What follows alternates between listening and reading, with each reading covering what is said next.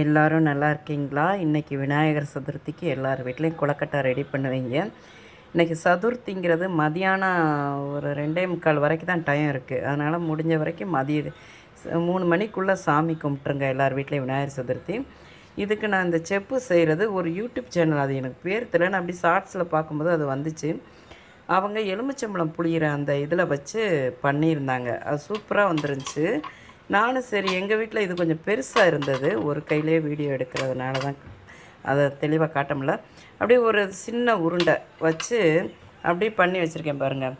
இதில் இப்போ பூரணத்தை வச்சு பிடிச்சி வச்சிடலாம்.